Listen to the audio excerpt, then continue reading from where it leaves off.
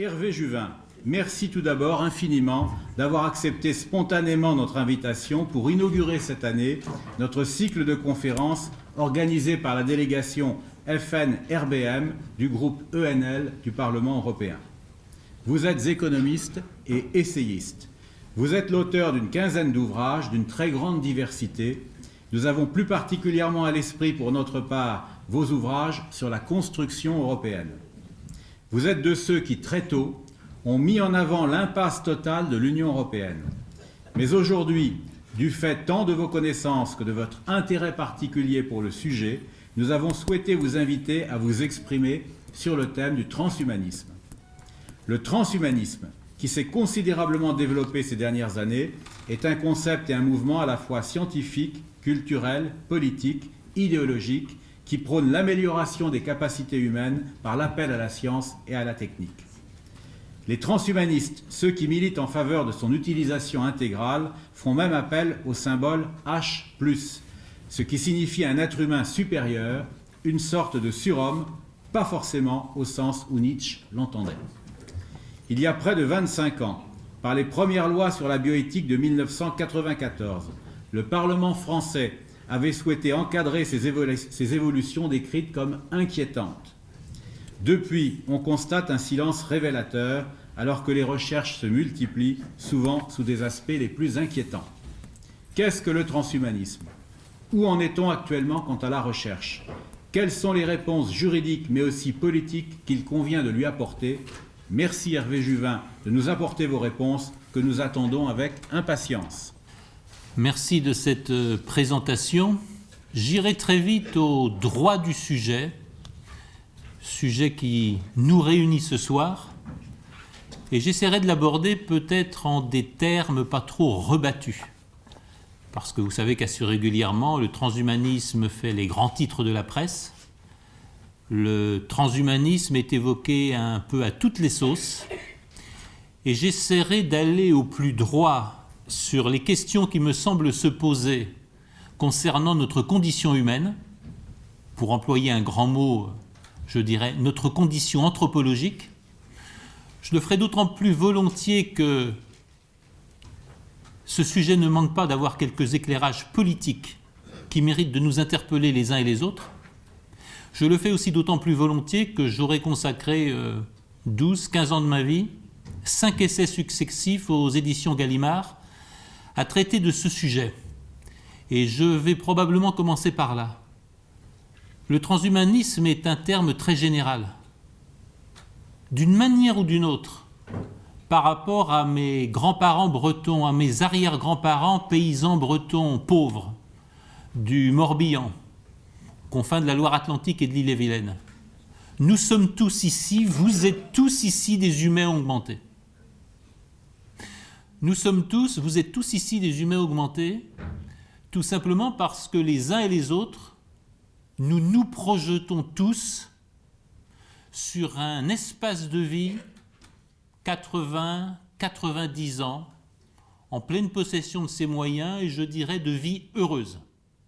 Certains envisagent même aujourd'hui, c'est le cas, vous savez, probablement d'une petite fille française sur 2 qui naît aujourd'hui, a devant elle une espérance de vie d'un siècle. Dans la Bretagne de mon enfance, on était, ce sont les mots, usés et cassés par la vie à 45 ou 50 ans. Je ne développerai pas davantage ce sujet. Nous avons, les femmes, ont les enfants qu'elles choisissent d'avoir et de plus en plus quand elles choisissent de les avoir. La vie brève, la vie brutale, les hasards d'attendre des enfants, les hasards d'une famille nombreuse pas toujours désirée, tout cela est derrière nous et d'une certaine manière nous avons déjà rompu avec la condition humaine qui était celle de nos grands-parents. Pour le dire d'une formule, plus jamais naître, grandir, aimer, souffrir, vieillir, mourir ne sont ce qu'ils étaient il y a 50 ans. C'est déjà une rupture dans notre condition humaine et quelque part vous êtes tous, nous sommes tous ici des humains augmentés. J'ai la grande chance de continuer à courir des marathons, à faire des trails. C'est un monde totalement impensable pour le monde rural des années 50 ou des années 60? Et que dire de la sortie de la religion?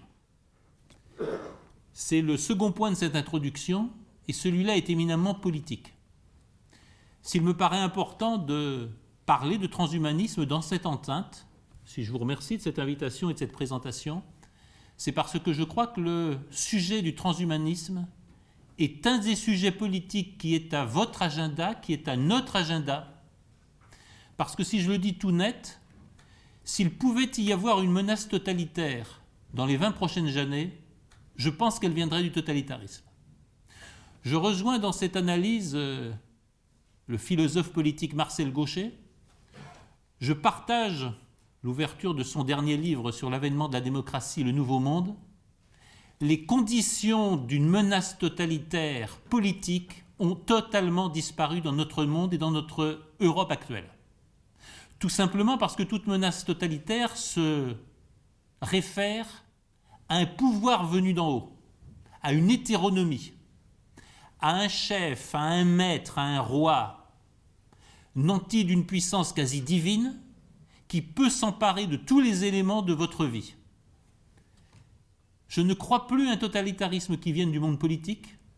Je crois en revanche que la technoscience aujourd'hui recèle une menace totalitaire. Et je pense que la menace totalitaire de la technoscience, nous la voyons dans tout ce qui tourne autour du transhumanisme et de ces affirmations les plus violentes, quelquefois aussi les plus paradoxales, que nous pouvons entendre notamment en Californie et à la Silicon Valley. Alors il est de bonne mesure de commencer par la question simple que se pose tout militaire, point de situation. De quoi parlons-nous ? De quoi parlons-nous pour prendre un peu de recul face à ce grand sujet ? Je ne vais pas vous ennuyer les uns et les autres, et probablement certains en savent largement autant que moi sur ce sujet. L'idéal de l'homme augmenté, l'idéal d'un homme qui sorte des limites de l'existence humaine, il est toujours dans toutes les civilisations, dans ces peuples que l'on aurait dit il n'y a pas longtemps hors de l'histoire, les chamans, les yogis, les sorciers, les sorcières, les magiciens, sortaient de la condition humaine, avaient des pouvoirs surhumains. Les affirmations de l'homme doté de pouvoirs divins, vous les trouvez courant toujours depuis l'histoire de l'humanité. Simplement, ils attendaient des forces de l'esprit et de la conjonction à la divinité ou aux esprits des ancêtres, ce que nous attendons dorénavant de la technique. Et là est la rupture déterminante. Vous avez chez un des premiers pionniers de l'humanisme comme Pic de la Mirandole, vous avez des affirmations saisissantes. Dieu parle aux hommes et il leur dit « Je ne vous ai donné rien de déterminé pour qu'à chaque moment vous puissiez vous inventer vous-même et vous puissiez créer votre nature. » Ça pourrait être le cahier des charges du transhumanisme. L'homme qui devient Dieu et qui s'auto-crée lui-même. C'est Pic de la Mirandole. Ça date d'il y a 5 siècles. Simplement, il attendait des forces spirituelles et de la connaissance intellectuelle ce que nous allons chercher dans la technique. Nous retrouvons des affirmations équivalentes, si je m'avance dans l'histoire, nous retrouvons des affirmations équivalentes chez quelqu'un qui réunit l'étonnante singularité d'être un grand savant scientifique en même temps qu'un grand spirituel, très oublié aujourd'hui, qui a été le père Teilhard de Chardin. Le père Teilhard de Chardin, en 1959, a publié un ouvrage dans lequel il réfléchit sur le surhumain et ce qu'il appelle l'hyperhumain. Un homme qui, quelque part, bénéficiera des progrès de l'humanité pour accéder à un niveau supérieur de conscience. On est tout proche de certaines des utopies, certains des travaux des transhumanistes. Simplement, Teilhard de Chardin, après un très important succès mondial, est à peu près oublié aujourd'hui. Et s'il faut aller chercher les racines du transhumanisme, ça n'est pas chez les intellectuels, ça n'est pas chez les spirituels, c'est dans ces choses assez banales, nées au milieu des années 70, et dans cette période qui est peut-être un des axes de basculement de nos sociétés, de notre modernité, 1975. 1975, c'est le premier micro-ordinateur Altaïr. 1975, c'est la création d'Apple. 1975, c'est le moment où IBM se dit qu'il y aura peut-être autre chose que les gros ordinateurs. Il faut savoir que le patron d'IBM de l'époque, un patron magique, Watson, disait « En l'an 2000, il y aura probablement plus que 5 superordinateurs dans le monde. » Vous savez, les uns et les autres, que nous avons assisté au mouvement exactement inverse. 1975, c'est aussi le moment où un certain Bill Gates, dans son garage, se dit qu'il faudrait créer un langage de programmation pour tout ça et que ça pourrait bien s'appeler Microsoft. Bref, 1975, c'est le moment où tout ce qu'avaient pensé des inventeurs, Norbert Wiener, la cybernétique, etc., va commencer sourdement un trajet qui va s'achever pratiquement par une révolution humaine. Et cette révolution humaine, il faut oublier Pic de la Mirandole, Teilhard de Chardin, les grands intellectuels.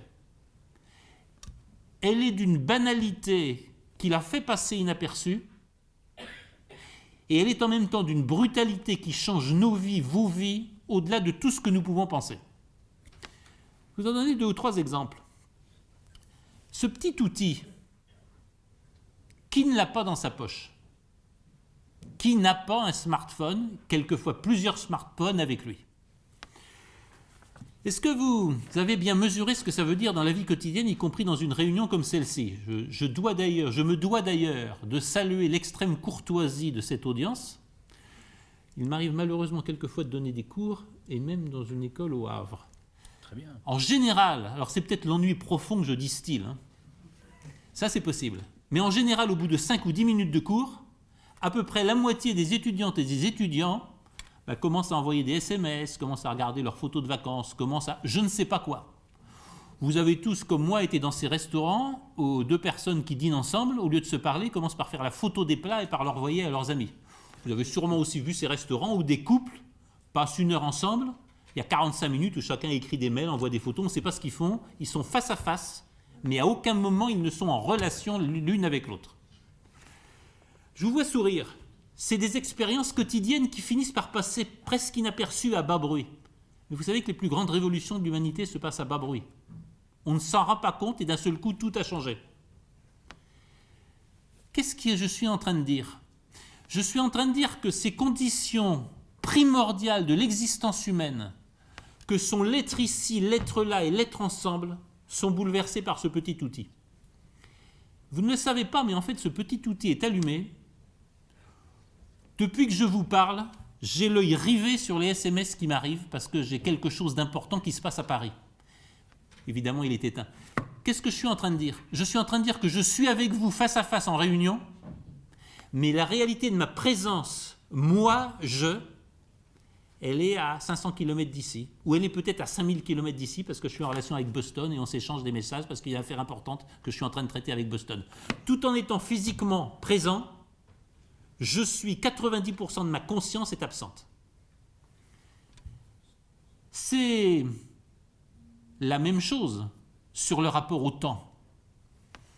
Dans combien de réunions les gens viennent, pointent, c'est un vieux mot, les gens sont présents, vous voyez, j'étais à l'heure avec vous. Enfin, cher ami, oui, vous êtes resté 2 heures, mais sur les 2 heures, vous avez passé 1h50 à écrire des mails. Donc, en quoi est-ce que vous avez participé à la réunion? Vous étiez physiquement présent, mais pas une minute la réunion n'a retenu votre attention. Et à la fin, comme tout bon assistant à une réunion, vous avez dit à quelle joie vous aviez d'être là, quelle joie vous avez éprouvé à être là, et avec quel soin vous alliez prendre en compte tout ce qui s'est dit, alors que vous n'avez rigoureusement rien écouté pendant 1h50. Je ne me référer à aucune assemblée, il paraît qu'il y a des assemblées où ça se passe comme ça. Vous voyez ce que je suis en train de dire? Je suis en train de dire que les conditions physiques du rapport à l'autre, du rapport au temps, du rapport au lieu, sont quelque part bouleversées par cela. L'un des éléments les plus importants étant évidemment les réseaux sociaux, qui sont des réseaux asociaux, notamment parce qu'ils vous donnent l'illusion que vos plus proches amis peuvent être à 5000 km. Le problème, quand vous avez envie de boire une bière et de vous pencher sur l'épaule de quelqu'un parce que vous vous sentez un peu seul, ce n'est pas les amis à 5000 km qui vont vous répondre. Nous sommes très profondément dans l'avènement de réseaux asociaux qui fabriquent de l'isolement. Et vous savez d'ailleurs que l'isolement est probablement la première pathologie moderne et la première pathologie urbaine. Tout ceci pour vous dire que ce qui naît en 1975, ce qui va connaître un développement fulgurant, et je le répète à bas bruit, c'est bien plus que des outils, ce sont des instruments qui s'installent dans notre quotidien, qui deviennent des prothèses du corps et de l'esprit. Et je peux m'interroger, et là je rejoins évidemment la réflexion de Heidegger sur l'outil, je peux m'interroger pour savoir jusqu'à quel point ce n'est pas cet outil-là qui est en train de me commander. Et là encore, je voudrais en prendre 2 ou 3 exemples, sans lasser votre patience, mais dans le très quotidien.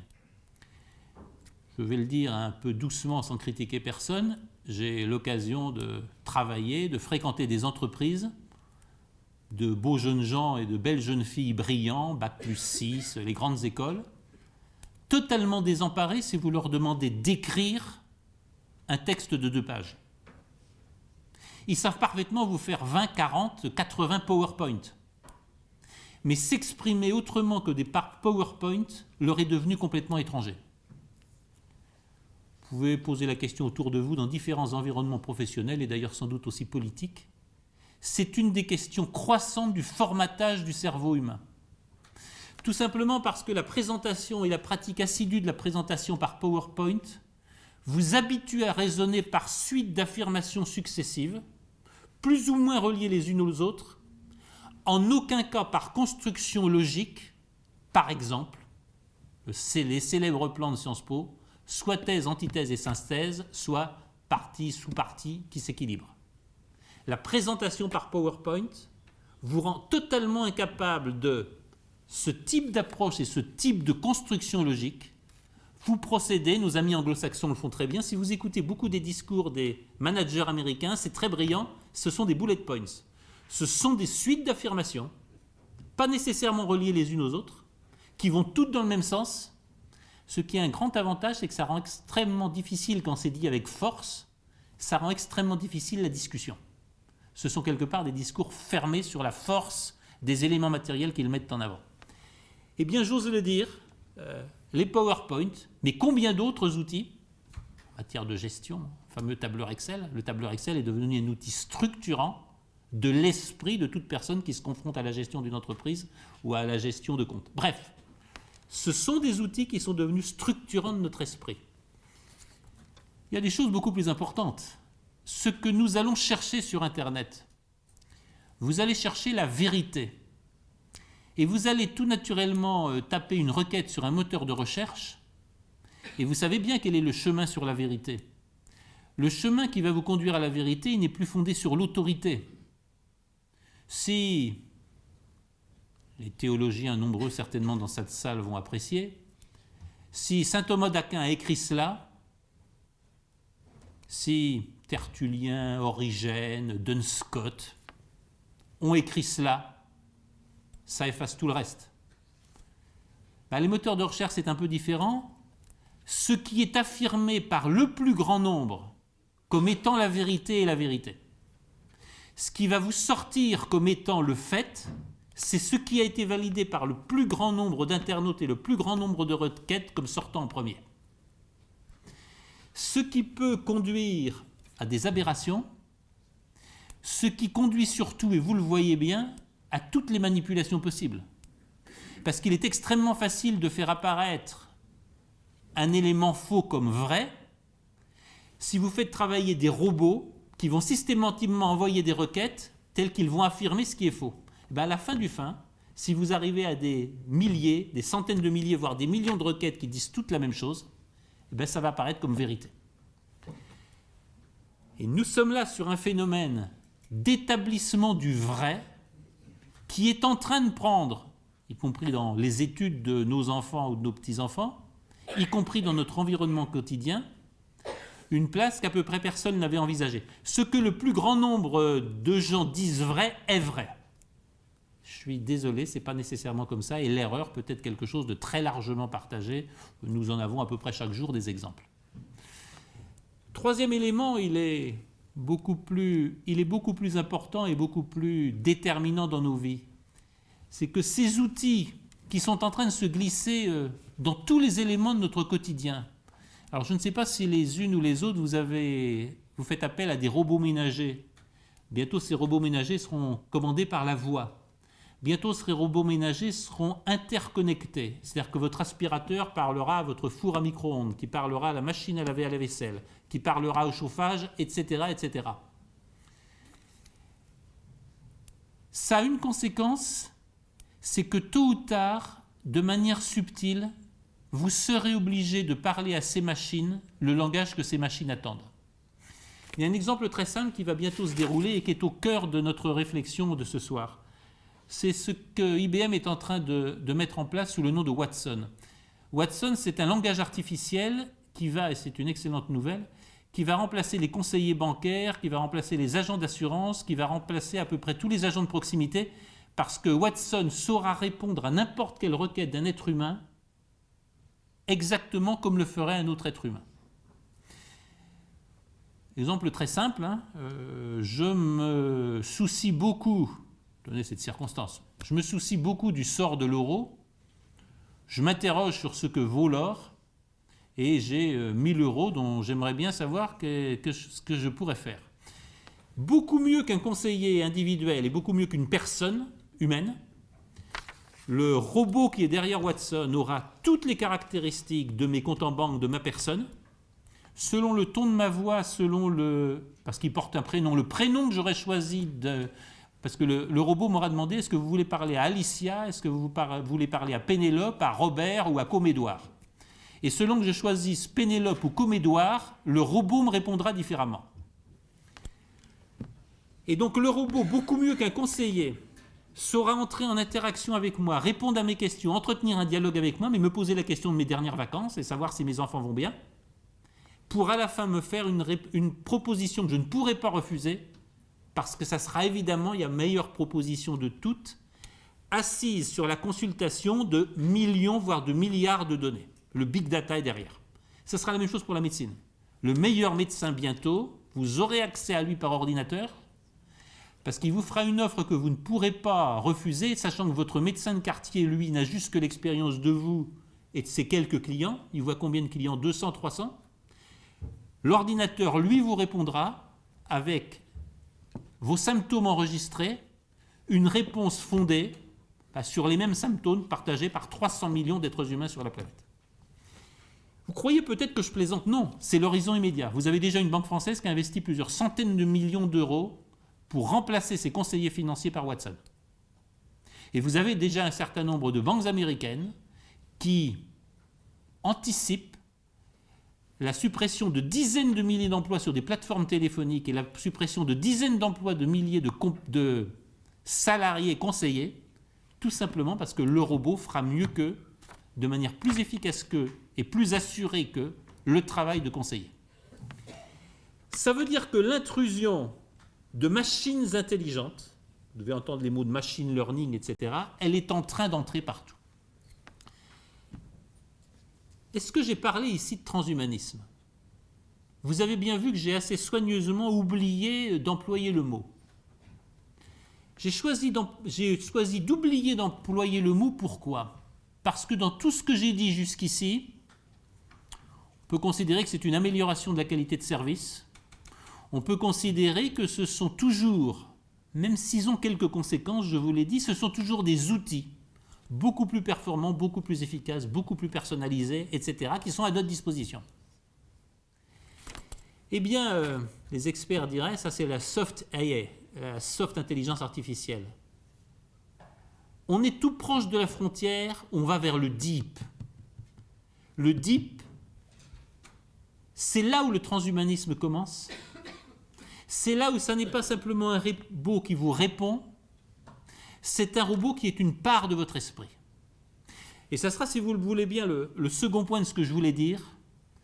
Où est-ce que nous franchissons la frontière entre l'outil, les systèmes utiles, facilitateurs, tout ce que vous voulez, et le transhumanisme? Le transhumanisme, il commence quand on sort des bornes du corps humain, de l'espace de vie humain et de la conscience humaine telle qu'elle est, telle que la nature les a faites. L'expérience la plus communément partagée, c'est celle des limites de la vie humaine. Vous savez qu'aujourd'hui, la plupart des médecins sont d'accord pour dire qu'il n'y aura pas beaucoup de jeunes calmants, qu'on va peut-être progresser pour arriver à 90, 100 ans de vie heureuse en pleine santé physique et mentale pour la majorité de la population. Il y a extrêmement peu de chances qu'on porte ça à 110 ans. Et là, vous avez une rupture que le transhumanisme propose. La rupture que le transhumanisme propose, c'est le plus puissant probablement des acteurs de la Silicon Valley, c'est Google. Google a déclaré la mort à la mort. Google est en l'occurrence le patron de sa recherche dans ce domaine, le patron de sa recherche transhumaniste qui s'appelle Ray Kurzweil. Ray Kurzweil, depuis les années 90, proclame qu'on peut porter la durée de l'espérance de vie humaine à 250 ou 300 ans pratiquement à l'immortalité. Et Ray Kurzweil, ce qui est le plus important, a publié plusieurs ouvrages dans lesquels il annonce l'ère de la singularité pour à peu près 2025. Alors les mathématiciens ou les physiciens savent ce que je veux dire. La singularité arrive quand un ensemble de propriétés d'un corps ou d'une série d'équations change de nature. Il y a un moment où, par exemple, l'accumulation quantitative d'un produit en fait changer la nature. Il y a un moment où l'approfondissement de données mathématiques change la nature du problème que vous vous posez. Eh bien, Ray Kurzweil dit que vers 2025-2030, la question de l'espérance de vie humaine et donc de la nature de la vie humaine passera par cet épisode de singularité et qu'après cela, la capacité à réparer des parties manquantes du corps, la capacité à externaliser une partie de nos fonctions cognitives sur des interfaces numériques, en fait une partie de mon cerveau sera là-dedans. Une partie de ma mémoire, une partie de mes relations, une partie de ma personnalité même sera dans ces outils. Eh bien lui pronostique ça pour 2025-2030, on y est, c'est dans moins de 10 ans. Et à ce moment-là, eh bien on va commencer à voir des humains préparés qui pourront aborder sereinement les rives des 2 siècles d'espérance de vie. Là, on est dans le transhumanisme. On est dans une rupture magistrale avec toutes les limites connues à la vie humaine, que certaines ont un peu dépassé, l'exemple de Jeanne Calment, je crois 122 ans, mais on ne les a jamais fait éclater. Kurzweil dit ça va éclater. Kurzweil dit autre chose. Kurzweil dit tout ce qui a été notre expérience du rapport avec le réel, par exemple écrire avec la main. J'imagine que les unes et les autres, vous savez écrire avec la main. Vous savez qu'il y a déjà des écoles dans certains pays d'Europe du Nord où on n'apprend plus aux enfants à écrire. Tout simplement parce que l'interface qui fait qu'on dicte à cet outil simplement en parlant, les interfaces qui font que tout ce que je raconte ici devant vous ce soir, en temps réel, je vais le retrouver en papier, parce qu'il y a une machine qui fait cela, ça va supprimer le besoin d'écrire. Et Ray Kurzweil dit autre chose, on continue à avoir dans nos cerveaux des tas de choses qui nous encombrent. On continue à avoir de l'histoire, on continue à avoir des numéros, des codes, des badges, des numéros de téléphone, pour les archaïques comme moi. On continue d'avoir du savoir, mais il ne nous sert à rien le savoir, il est là-dedans. Et la grande singularité, ça va être le moment où le cerveau humain va se débarrasser de toutes ces scories, de tous ces archaïsmes, tout ce qui a besoin de savoir, tous les badges, tous les numéros d'accès, toutes les formules de politesse, l'histoire, la mémoire personnelle, elle sera dans ça. Elle sera dans des outils à disposition qui seront les prothèses de votre cerveau. Et lui dit, ça va être la grande singularité, parce que le cerveau débarrassé de tout ça, la main débarrassée de l'écriture, eh bien ça va être l'équivalent de l'imprimerie qui permet les grandes découvertes et les grandes inventions. L'humanité va se libérer de tout ce qui continue de l'encombrer, les tâches matérielles, écrire, les tâches, tenez, par exemple, j'ai retenu dans quel hôtel je suis et je sais y aller. C'est totalement stupide, si j'ai rentré le nom de l'hôtel là-dedans, j'ai juste à suivre les indications de cette machine. Donc pourquoi me rappeler du nom de l'hôtel et pourquoi me rappeler du trajet pour aller à l'hôtel? Ça ne sert strictement à rien, il y a des outils qui vont le faire pour moi. Et Ray Kurzweil annonce le moment où naturellement tous ces outils seront dans mon corps, tous les badges, les numéros de téléphone et tout, ils seront dans des puces que j'aurai sous la peau. La connexion avec ce genre d'outils, elle se fera simplement par un flux nerveux, mon cerveau parlera directement à la machine, et la machine pourra envoyer à mon cerveau à tout moment les informations dont j'ai besoin. Tiens, là, par exemple, je me dis, ça serait intéressant de vous lire un texte de 10 lignes de Pic de la Mirandole là-dessus.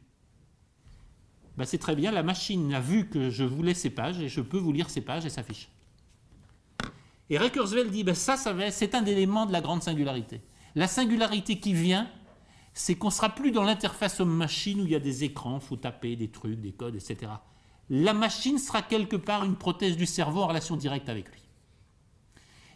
C'est déjà très avancé. Hein. Amazon est en train de mener des expériences là-dessus, Google conduit des expériences là-dessus, Apple qui a été très discret. Les Google Glass, ça devait servir à ça. Les Google Glass sont un échec. Mais les Google Glass, c'était un exemple très intéressant d'interface homme-machine. Google Glass, allez, soyons sexistes, quand vous, mesdemoiselles ou mesdames, entriez dans une boutique de mode, avec vos Google Glass, les Google Glass enregistraient les produits que vous regardiez les premiers. Google Glass enregistrait les produits sur lesquels vous vous attardiez le plus longtemps par le regard. Et à partir de ça, Google Glass ensuite pouvait vous faire des offres commerciales. L'exemple est très concret. Vous marchez dans la rue, allez, avenue Louise ou rue du Faubourg Saint-Honoré, comme vous voulez. Google Glass avait enregistré qu'une semaine avant, vous étiez dans cette avenue et que vous vous étiez arrêté au choix devant Hermès ou Chanel et vous avez regardé quelque chose qui était à la fois en fuchsia et en vert. Vous passez devant la boutique Chloé, au hasard. Google savait vous interpeller en vous disant « Mademoiselle, la semaine dernière, vous avez été très intéressée par cette robe fuchsia et verte. Ben, savez-vous que dans la boutique Chloé, il y a un modèle qui vous irait parfaitement bien. Et sachez d'ailleurs que si vous venez avec vos Google Glass en vous réclamant de l'offre que nous faisons, vous aurez 5% de réduction. » Ça, sans qu'aucun mot ait été donné, simplement parce que vos lunettes magiques auraient enregistré votre regard. Ça, c'est pas loin. C'était prévu pour être opérationnel en 2018. Alors, et là, j'aboutis à un point très important, c'est comme l'être humain n'a pas eu envie de porter des Google Glass. Je ne sais pas ce qui s'est passé. Mesdemoiselles, mesdames, il faudrait vous poser la question. L'être humain n'a pas eu envie d'être affublé de ces gros machins qui lui donnaient l'air d'un poisson aux yeux globuleux. Et donc, Google a abandonné les Google Glass. Sans grand bruit. Hein. Ils vont trouver autre chose, hein, ils vont repartir. Mais le scénario que je vous expose, je l'ai entendu exposer aux États-Unis, il a fait fureur. Il était dans la réalité à moins de 18 mois. Les magasins, maintenant, vont vous interpeller sur les offres qu'ils ont pour vous. Sur les offres qu'ils ont pour vous. Bref. Troisième élément du transhumanisme, l'accès à la réalité augmentée et quelque chose de beaucoup plus important, le fait que ces outils, le croisement entre Internet et le big data, vont permettre à une conscience universelle de se développer. Il y aura une information universelle et il y aura une information mondiale. Il y aura une opinion mondiale et une opinion universelle. Et nous serons tous à la fois des participants à l'alimentation de cette conscience universelle et nous serons tous quelque part les expressions de cette conscience universelle. Ça, c'est très proche de ce qu'avait envisagé Teilhard de Chardin. Ça, c'est très proche de ce qu'un certain nombre de mystiques ont envisagé. Il y a une espèce de conscience au-dessus de nous. Et Ray Kurzweil vous dit, oui, cette conscience au-dessus de nous, elle est dans le big data. Elle est dans le fait que quand chacune et chacun de nous aura en permanence accès aux milliards d'informations que l'humanité met en permanence à disposition à travers les objets connectés, quelque part nous entrerons dans le monde de la vérité avec un grand V. Quelque part nous entrerons dans le monde d'une conscience réellement universelle. Je peux en ce moment partager la conscience d'un petit Chinois de Shanghai qui se demande ce qu'il va faire de sa vie ou il va poursuivre ses études. Et quelque part, je peux être en relation avec mes amis de Majinga sur la côte du canal du Mozambique, à Madagascar, qui sont en train de se demander à quelle heure ils embarquent sur le boutre qui doit les conduire sur l'île de Banga, un peu au large. Bref, il y aura une conscience universelle et à tout moment, je pourrai partager cette conscience avec tout être humain partout dans le monde. Avoir des images de ce qu'il vit, pas des images sur un écran, avoir mentalement, dans mon cerveau, les images et les sensations de ce qu'il vit. Ça veut dire une chose très simple, c'est que c'est plus la peine de voir l'extérieur, c'est plus la peine de toucher, c'est plus la peine de sentir. L'interface universelle de communication avec le monde extérieur, ça devient l'écran numérique ou ça devient l'interface numérique. Nous n'en sommes pas si loin. Nous n'en sommes pas si loin si certaines et certains ont des enfants. Vous savez que, alors c'est plus vrai aux États-Unis, plus de la moitié des enfants passent plus de 5 à 6 heures par jour avec un écran numérique. C'est plus qu'ils ne passent avec leurs parents, avec leurs meilleurs amis ou avec leurs enseignants. C'est surtout plus de temps qu'ils ne passent avec n'importe quoi du monde extérieur. Vous commencez à avoir des propositions très intéressantes. Les propositions d'avoir un animal domestique qui soit un robot ou d'avoir un animal domestique qui n'existe que sur écran numérique et que vous programmez à disposition. C'est Tamagotchi au Japon qui ont été un gros succès. Mais vous avez quelque chose de plus intéressant. C'est en France, vous avez une agence qui commence à faire ça, il y a plusieurs chercheurs. C'est de vous proposer les voyages virtuels. Je ne sais pas si vous êtes allé, tenez, aux îles du Cap-Vert. Pour aller aux îles du Cap-Vert, il faut prendre l'avion, il faut aller à Lisbonne, je ne sais pas comment c'est de Bruxelles, il faut aller à Lisbonne. Bon, les avions et les contrôles, c'est embêtant, ça prend du temps, et puis en plus, il peut pleuvoir, bref. Non, vous allez faire une soirée 24 heures aux îles du Cap-Vert, chez vous. Alors, on vous portera à domicile un repas typique, et vous aurez, pas sur grand écran, en tridimensionnel. Vous passerez un moment sur la plage, vous passerez un moment en boîte, vous passerez un moment avec vos amis, avec la musique typique, des groupes typiques de là-bas, tridimensionnel. Donc vous aurez l'impression que les Capverdiens sont là, sont avec vous, au milieu de vous. Et donc vous allez payer pour un voyage aux îles du Cap-Vert, simplement vous resterez chez vous dans votre salon équipé en réalité virtuelle. Je vous fais sourire, vous savez qu'il y a des offres commerciales qui sont en train de se monter. C'est quelque chose qui commence à exister. Et de la même manière, vous allez avoir des séminaires d'entreprise. Le séminaire d'entreprise de cette année, il est en Inde. Donc vous aurez des repas hindous, vous aurez de la musique hindoue, vous aurez une présence hindoue en tridimension, mais évidemment, vous serez dans les salons d'un hôtel parisien ou bruxellois. C'est pas des choses au-dessus des maisons. J'ai eu la grande chance d'assister à la campagne présidentielle, à la campagne de Narendra Modi en Inde. Narendra Modi est le premier homme politique qui a utilisé des avatars tridimensionnels pour faire sa campagne. Et je peux vous assurer que j'ai assisté à un de ces meetings. J'ai vu Narendra Modi arriver et parler. Bon, j'étais un peu loin, mais en fait, il n'était pas là, il était en virtuel. Et Pardon ? Mélenchon. Oui, et honnêtement, vous auriez pu croire que c'est Narendra Modi qui vous parlait à la tribune. Il était dans 4 lieux en même temps en Inde à faire sa campagne. Ça, c'est très proche de nous. Il y a déjà des offres commerciales qui se font. Il y a déjà des offres commerciales qui se montent, et là, on est bien quelque part dans le transhumanisme. Parce que je vous renvoie à ma question initiale. Ça veut dire quoi être là ? Ça veut dire quoi être présent ou loin ? Ça veut dire quoi être soi ou être un autre ? Et on arrive peut-être à une des questions absolument déterminantes et à un des enjeux. Une fois que j'ai dit objet connecté, une fois que j'ai dit reconnaissance virtuelle, une fois que j'ai dit big data, une fois que j'ai dit intelligence artificielle, finalement, je ne suis qu'une machine assez inférieure à toutes ces machines. Alors, vous avez l'un des grands théoriciens du transhumanisme, le philosophe autrichien qui s'appelle Günther Anders, qui disait ça, et qui disait, mais finalement, dans l'avenir, je pense que l'être humain aura honte de ne pas être une machine, et il aspirerait essentiellement à ce que les machines le remplacent. Là, nous sommes au cœur de la menace totalitaire. Au cœur de la menace totalitaire, c'est quand même le rêve caché, ce que je ressens de ce que je vois de lui, de ce que je lis de lui, de Ray Kurzweil, de beaucoup de ses successeurs. Ça serait tellement mieux si l'homme n'était qu'une suite de processus techniques et une suite de pièces mécaniques ou numériques qu'on pouvait indéfiniment arranger, réaménager, composer, recomposer. L'homme-machine, l'homme réduit à une série de fonctionnements parfaitement analysables, séquençables et programmables, c'est une utopie, c'est peut-être une idéologie, et ça pourrait bien être la plus grande menace totalitaire à laquelle nous aurons à faire face. Alors je terminerai, j'espère ne pas avoir été trop long, sur quelques-uns des enjeux. Parce que vous avez entendu, j'ai essayé de décrire, j'ai essayé d'évoquer un futur qui n'est pas lointain, qui est devant nous. J'ai essayé d'évoquer cet homme-machine, cet homme doublé d'une machine, cet homme complété de prothèses, qui ne sont plus les prothèses de son corps, qui sont les prothèses de son esprit. Et naturellement, ça pose 2 ou 3 questions déterminantes. La première question déterminante, c'est naturellement la question de la liberté et la question du rapport à la vérité. Vous savez que cette question est posée très fortement aujourd'hui par le fonctionnement des moteurs de recherche. Cette question est beaucoup posée par toute la question des fake news. Que cache le fait qu'un certain nombre de moteurs de recherche s'engagent à ne plus diffuser de fake news ?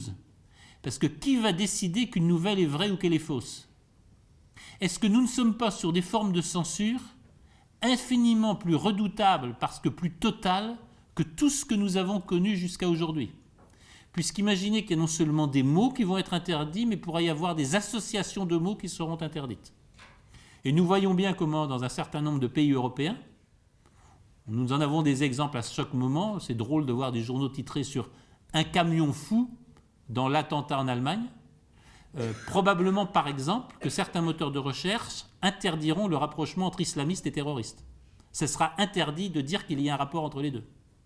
Nous voyons que l'utilisation politique peut être faite de ces sélections de mots et de ces censures absolues de rapprochement de certains mots. Et c'est une réelle question qui se pose. D'autant que, pour aller un tout petit peu plus au fond, il y aurait moins de fake news, probablement si les informations officielles institutionnelles étaient moins fausses. Probablement que ce qui fait le terrain merveilleusement fécond des fake news ou de ces informations parallèles qui ont par exemple fait tellement le succès de Donald Trump, c'est le mensonge évident des affirmations officielles, par exemple sur le taux de chômage aux États-Unis, qui est probablement au moins 3 fois supérieur au taux officiel affiché. On pourrait revenir là-dessus si certaines et certains sont intéressés. Le deuxième point tout à fait majeur, et celui-là est aussi éminemment politique, le transhumanisme, c'est l'avènement d'un homme nouveau. Vous avez entendu ce que dit Kurzweil et ce qu'il écrit. Un homme délivré de l'histoire, un homme délivré de la mémoire, un homme délivré des singularités de sa culture et de ses origines. C'est très fortement ce qui est en débat aujourd'hui dans les réactions de la Silicon Valley au décret signé par Donald Trump sur l'accès des citoyens de 7 pays à l'espace américain. Je n'ai pas de réaction à avoir sur le décret. Les réactions de la Silicon Valley sont très intéressantes. En gros, la Silicon Valley est vent debout. Vous savez que la Californie menace de faire sécession, puisque c'est la Californie qui a fait l'écart de voix. Or, la Californie, Donald Trump gagnait le vote populaire. Ce sont les votes californiens qui ont fait la différence. La Silicon Valley dit « Il est absolument interdit de faire référence à la nationalité, à la citoyenneté, aux origines de quelqu'un pour l'entrée sur le territoire. » Ça, c'est le programme du transhumanisme. Un être humain est un pur individu de droit. Il ne peut se définir ni par une nationalité, ni par une histoire, ni par une origine, ni par une quelconque appartenance, bien sûr ethnique, moins encore qu'aucune autre. Et vous savez que vous avez des mouvements assez forts aux États-Unis et en Grande-Bretagne pour supprimer l'âge de l'état civil. Madame, mademoiselle, vous n'avez pas d'âge. Vous avez l'âge que vous choisissez d'avoir. Et l'affirmation la plus à la mode dans les milieux de la chirurgie esthétique américaine, c'est « Quand j'étais vieux, ça y est, à un moment, je m'abandonnais, j'étais tout gras, tout flasque, tout mou. Puis j'ai choisi de me rajeunir. Et j'espère que vous allez dire oui, mesdames et mesdemoiselles, aujourd'hui, j'ai rajeuni de 20 ans. Je choisis l'âge que je veux avoir. » C'est la même chose pour les mentions du sexe sur le passeport. Vous savez qu'il y a un mouvement assez fort, c'est tout le problème du transgender, qui considère que c'est discriminatoire de mentionner sur les passeports homme ou femme. Et vous avez un mouvement très fort aux États-Unis, qui a des relais en Europe, qui veut qu'on oublie et l'âge et le sexe sur les passeports et sur les documents d'identité. Quelque part, le mouvement actuel de la Silicon Valley est une très bonne illustration de cet individu humain qui n'est que de droit, abstrait, et qui ne doit se définir ni par son histoire, ni par son enracinement, ni par ses origines, etc. Ce que j'appelle dans mon livre La Grande Séparation, l'homme hors sol. Le transhumanisme est en train de procéder à l'avènement d'un homme hors sol qui n'a pas d'histoire, pas de mémoire, pas d'enracinement. Alors, les philosophes critiques ou les historiens aura quelques raisons de dire que ça, on le sait bien, c'est une des conditions parfaites de l'avènement de régimes totalitaires. Troisième élément problématique, c'est l'affirmation de la modernité que vous retrouvez un peu partout, notamment aujourd'hui, évidemment, dans la Silicon Valley et dans le combat contre Trump. Nos limites, il n'y a pas de limite à ce qu'on est capable de faire, et le monde est là pour qu'on le change. Il faut changer le monde. Abolition des frontières, abolition de la nationalité et de la citoyenneté, etc., etc. Là, je me référerai à Hannah Arendt. Hannah Arendt dit très bien, je la cite, sans avoir recours à ça, plus personne ne pourra bientôt le faire. Citer de mémoire, ça sera bientôt fini. Bientôt, nos étudiantes, nos étudiants, les conférenciers afficheront en temps réel ce qu'ils ont besoin de lire.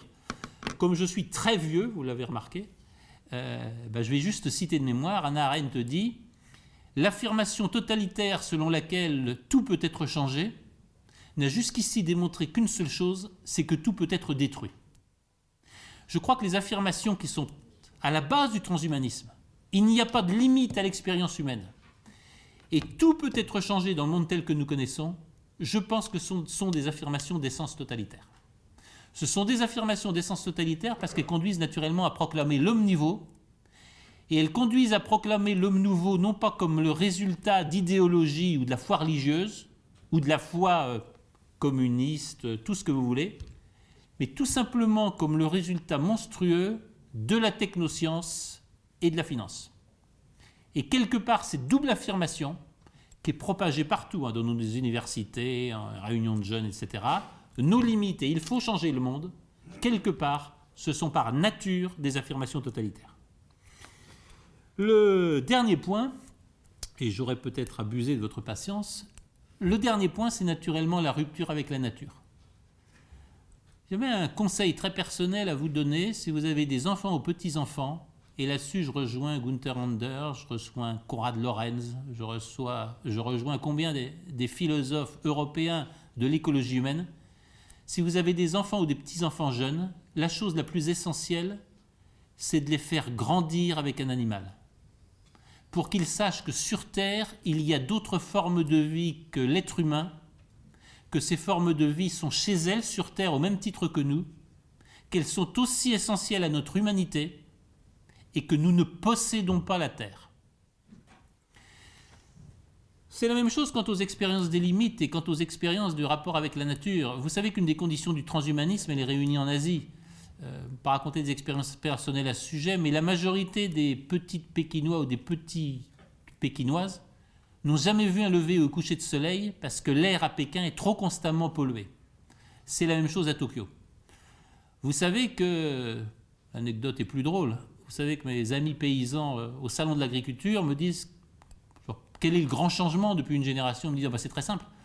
Aujourd'hui, les familles parisiennes qui viennent au salon de l'agriculture regardent une vache comme il y a 20 ans, nous on allait voir le rhinocéros du jardin des plantes. Une vache, un cheval, c'est devenu aussi étranger, aussi incroyable que l'était un tigre ou un rhinocéros il y a 20 ans. L'étrangeté de la nature, le fait que la plupart de nos enfants, de nos petits-enfants n'auront jamais vu un animal naître, grandir, mourir. Beaucoup n'auront jamais vu grandir un arbre. Il faut se rappeler du vieil empereur allemand qui convoque son vieil ami Bismarck au palais. Et Bismarck lui dit nous en avons fait des choses ensemble. Guerre contre la France, la constitution du Reich. Et l'empereur lui dit il nous reste la plus belle chose qu'un homme puisse faire, il nous reste à regarder pousser les arbres. La majorité de l'humanité aujourd'hui rêve qu'en se transformant, elle va dépasser toute limite de la vie humaine, elle n'aura plus besoin de pousser les arbres, elle n'aura plus aucune relation avec les animaux, et que les écrans, le big data et les interfaces numériques vont remplacer tout cela. Je pense que c'est une promesse de nouveau totalitarisme. Je pense que quelque part, c'est une des menaces les plus lourdes qui pèsent sur la survie de l'humanité, telle que jusqu'aujourd'hui nous la connaissons, et telle que peut-être elle pourrait bien s'éteindre avec nous dans le siècle qui vient. Merci de votre attention.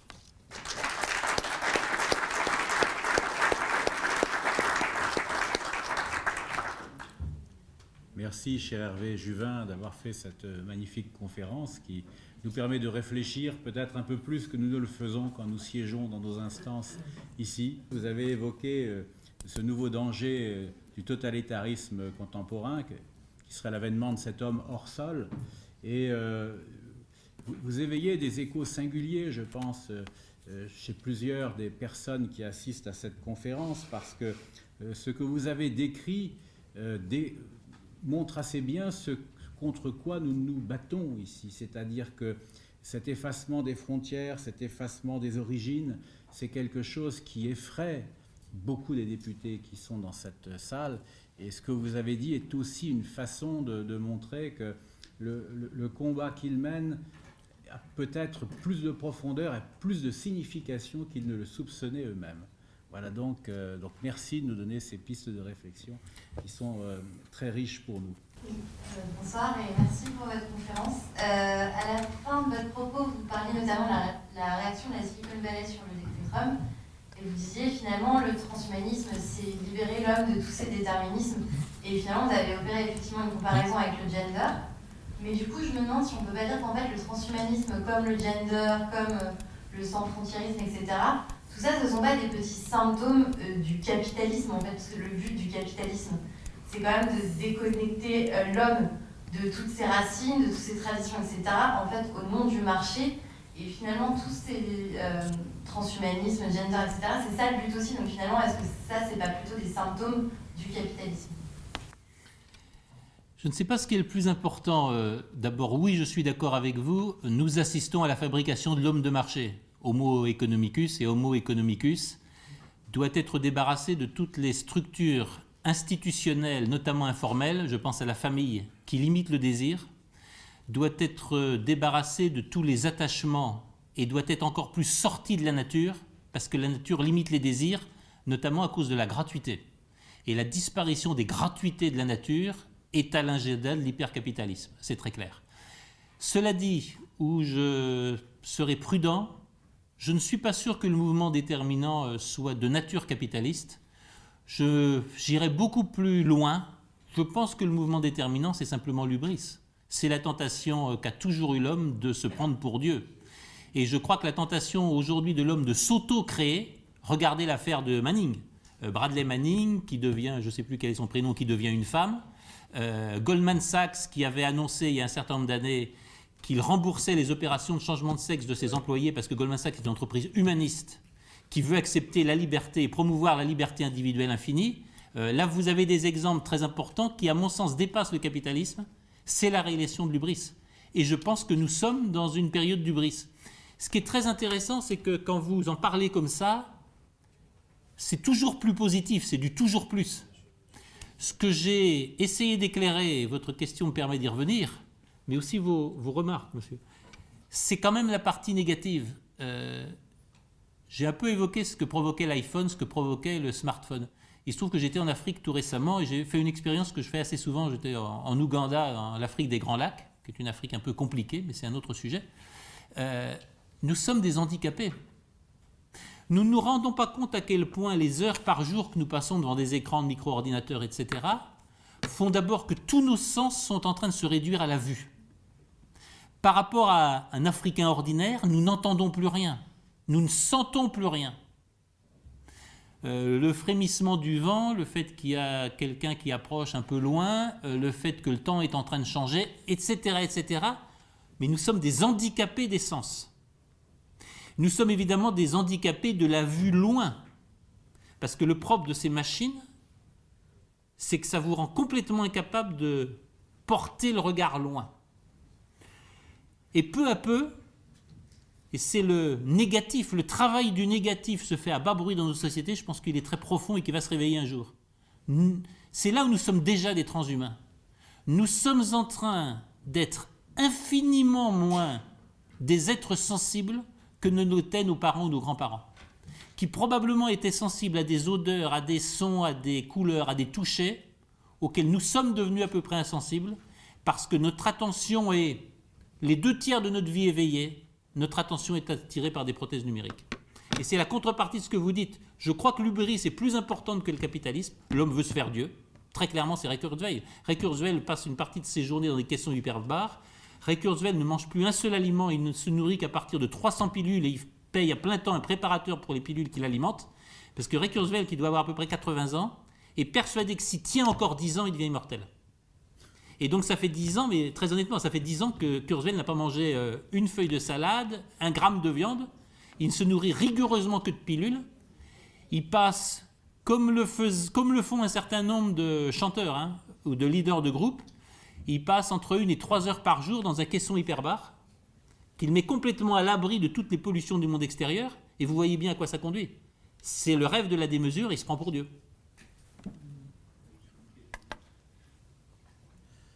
Alors, il y avait d'autres questions? Je voudrais vous faire réagir sur en fait 2 questions très brèves concernant l'allongement de la vie. comme vous pouvez dire, plus 3 ou 4 générations avant qu'elle soit moins de 300 ans. D'après Laurent Alexandre, cette technologie va se démocratiser, comme le fut le téléphone portable, c'est-à-dire qu'elle va être proliférante. L'antagonisme, c'est que d'après Jacques Attali, cette technologie sera réservée à une élite. Alors, dans le premier scénario, quelles seraient les conséquences de cette technologie sur la démographie? Puisque si on vit un peu plus longtemps, on pourra faire des enfants sur une gamme de temps plus large et de manière plus contrôlée. Donc, quid sur l'économie et sur la gestion des ressources planétaires? Et dans le deuxième cas, quelle super élite aurons-nous à gérer et à avoir à faire? Je fais juste une petite remarque très brève concernant les Google Glass. Sauf erreur de ma part, je crois que Google travaille sur les lentilles de contact connectées. Oui, tout à fait. Tout à fait. Merci pour moi. Les Google Glass, alors je trouve que j'ai fait l'expérience à plusieurs reprises. Les Google Glass n'ont pas marché, j'ai un peu plaisanté, mais comment dire? Je reprends mes fantasmes de Parisien. La jeune fille qui, rue du Faubourg Saint-Honoré, se balade avec ses Google Glass en regardant les vitrines, franchement, ça fait pas envie, quoi. Ces gros machins assez affreux, faut bien dire. Même si on leur donne une forme plus esthétique, c'était pas très agréable à porter. L'affaire des lentilles connectées est bien plus importante, c'est pas encore au point. Mais l'affaire des lentilles connectées, vous avez parfaitement raison. Je pense que Google n'a abandonné les Google Glass qu'en espérant repartir sur les lentilles connectées. Alors, vous posez une question absolument essentielle. D'abord, merci beaucoup. Je ne pouvais pas tout traiter dans le temps qui m'était imparti, mais vous me permettez de revenir sur un sujet absolument essentiel. D'abord, il n'est pas devant nous dans le futur. Il faut que vous sachiez que vous avez une charmante jeune femme diplômée de l'ESSEC qui a connu un grand succès, qui connaît un grand succès en Californie depuis maintenant, j'ai eu la chance de la rencontrer il y a au moins 8 ans, tout simplement parce qu'elle propose à de jeunes femmes trop occupées par leur vie professionnelle pour avoir un enfant, de congeler leurs ovules pour qu'elles aient plus tard l'enfant, quand elles auront 55, 60, 70 ans, l'enfant qu'elles n'ont pas le temps d'avoir aux 30 ou 35 ans. Et ça marche remarquablement bien. Et vous avez d'ores et déjà des ventes de catalogues de caractère génétique. C'est-à-dire que vous pouvez d'ores et déjà choisir le caractère génétique de votre enfant à naître. Et si vous voulez un fidé qui en plus court le marathon et qui en plus sera un joueur de golf, je ne connais pas les ratings des joueurs de golf top numéro, ça coûte assez cher.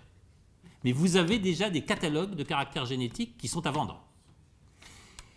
Alors, qu'est-ce que je suis en train de vous dire en réponse à votre question? Évidemment qu'il y a une industrie derrière tout ça.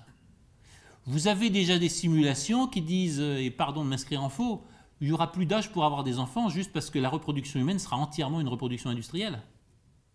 Vous en avez un symptôme, c'est que dans les grandes villes américaines, alors je suis sûr pour New York, je ne suis pas sûr partout, vous ne pouvez plus acheter un animal domestique qui ne soit pas castré. Tout simplement parce qu'il ne faut pas enlever à l'industrie le prix de fabriquer la reproduction animale. À New York, vous n'avez pas un chat, vous n'avez pas un chien qui ne soit pas castré, parce qu'il faut en racheter un autre dès qu'il est vieux ou qu'il meurt. Probablement, est-ce qu'il y a des projets analogues pour l'espèce humaine?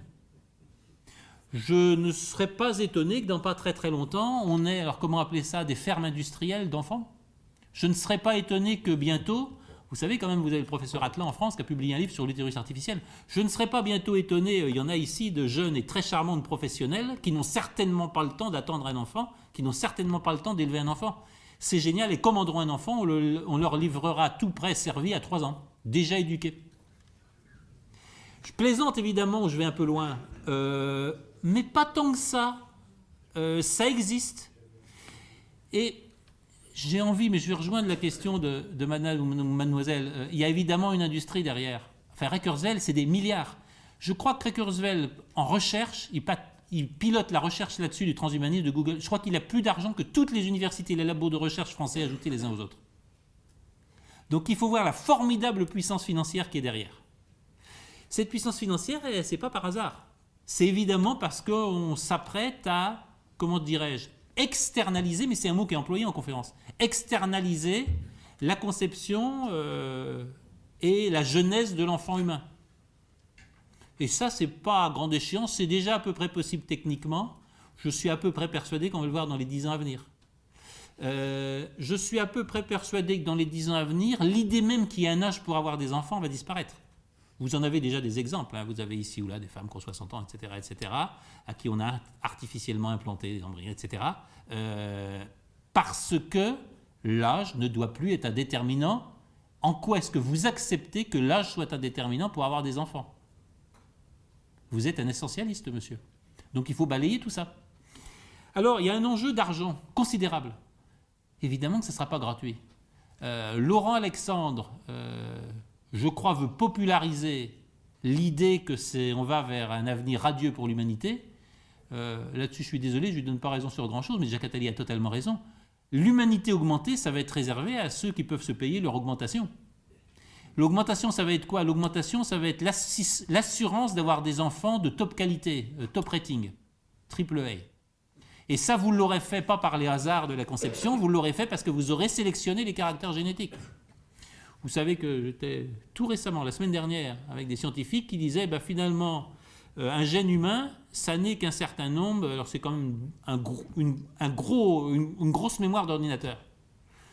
Mais on est en train maintenant d'aller de plus en plus finement, donc on peut changer, on peut en piquer à un, en piquer à l'autre, les caractères les plus sympas de l'une, etc., etc. Et on est en train de fabriquer des êtres humains sur mesure. Violente opposition de médecins qui disaient ça ne marche jamais comme ça parce que ça ne marche jamais. La partie qu'on ne connaît pas reste toujours supérieure à la partie qu'on connaît. Et quand on change une séquence dans un génome, on a des effets en chaîne qu'on ne maîtrise absolument pas. Donc il y a un vrai doute scientifique. Mais aujourd'hui, l'utopie est là, et aujourd'hui, vous avez déjà des offres marchandes derrière. Vous avez des offres marchandes qui vont loin.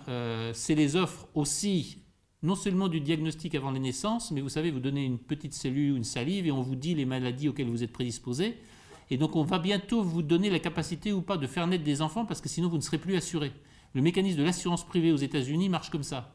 C'est-à-dire que si les deux parents ont passé un test qui dit qu'ils ont des prédispositions génétiques, je dis n'importe quoi, au cancer du sein chez la femme et au cancer du poumon chez l'homme, ou à des dégénérescences séniles, vous aurez des assurances qui ne les couvriront plus s'ils ont un enfant. L'assurance dira, vous pouvez attendre un enfant, mais l'enfant, vous devez aller chercher votre patrimoine génétique ailleurs. Donc vous devez aller l'acheter sur le marché. Et je commence à voir des offres commerciales qui vont conduire à une industrie massive de la reproduction humaine. Alors ça sera ma réponse, j'ai probablement été un peu long. La réponse conduit à dire qu'on est déjà en train de voir se dessiner la nouvelle race des seigneurs. La race des seigneurs, c'est les gens qui auront les moyens de choisir et de maîtriser les caractères à naître de leurs enfants. Ça va être très étonnant, ça sera probablement d'ailleurs des gens qui dispenseront largement leurs enfants de trucs numériques. Moi je suis très étonné que chez les quelques patrons que je peux connaître de banques, de fonds d'investissement ou d'entreprises de la Silicon Valley, beaucoup de leurs enfants, c'est bizarre, hein, beaucoup de leurs enfants n'ont aucun accès à ces outils-là avant 8 ans, 10 ans, 12 ans. C'est assez drôle. Bref. Donc on voit bien qu'il y a un scénario qui est de scinder l'humanité en deux. Il y a les gens qui seront dominés par ces outils auxquels on mettra dans le crâne ce qu'on veut qu'ils aient dans le crâne, et ça marchera très bien, sans heurts. Nietzsche, hein, ils seront très contents, ils parleront du bonheur, ils souriront, ils cligneront de l'œil. Et puis vous avez la race des seigneurs qui décidera de ce qu'il y a dans la machine. Et la race des seigneurs, c'est celle qui décidera les algorithmes. Puisqu'à la fin, tout va se résumer à un sujet d'algorithme. Et donc les nouveaux seigneurs du monde, c'est ceux qui pourront acheter les enfants, l'enfant idéal qu'ils veulent faire naître, et qui seront eux-mêmes des hommes nouveaux, parce que c'est eux qui décideront les algorithmes qui piloteront la vie du reste de l'humanité. Bon, écoutez, tout ça n'est pas très gai, mais il ne faut pas vous laisser abattre. Hein. Alors, je vois Bruno Gollnisch qui veut immédiatement rebondir. Moi j'ai vu ça, parce que je suis quand même un des plus anciens maintenant dans ce Parlement. Je me souviens, il y a plus de 20 ans, par exemple, d'une résolution qui a été adoptée presque dans l'enthousiasme sur la question des transsexuels, qui ne consistait absolument pas d'ailleurs à essayer de résoudre de façon élégante des cas un peu douloureux de gens qui ont des malformations congénitales. Non, pas du tout. On a proclamé dans l'Assemblée le droit de chaque individu à choisir son sexe, à en changer, l'obligation pour les sécurités sociales, les systèmes sociaux, de payer les transformations, y compris esthétiques, le fait pour un transsexuel venant d'un pays tiers d'être mal perçu dans son pays d'origine, devant fournir automatiquement le droit d'asile, etc. Et je me souviens, j'avais fait une intervention modeste en disant que tout ça était absolument prométhéen et quand même très dangereux. Et il m'avait été répondu, mais oui, c'est tout à fait, c'est prométhéen. C'est très bien. Ça avait été répondu absolument officiellement. Et je me souviens de la stupéfaction de mon collègue Karel Guilen, que Valérie Mans a bien connu, et quand au moment du vote, en disant mais c'est incroyable que même les partis démocrates chrétiens ont voté ça comme un seul homme. Oui, il y a un effet de sidération. Ici c'est un peu le laboratoire. Alors, ma petite réflexion, je me demandais si l'adulation pour un personnage comme Michael Jackson était pas un petit peu un symbole de cette émergence du transhumanisme, parce qu'il n'était ni noir, ni blanc, ni homme, ni femme, ni jeune, ni vieux, et c'était quand même un peu un symbole de cette homo novus qui est totalement indifférencié. Une petite objection, si je puis me permettre, qui n'a aucun rapport. Je me disais quand même, quand j'étais étudiant au Japon, enfin c'est sur l'impact de ces matériels sur les rapports sociaux.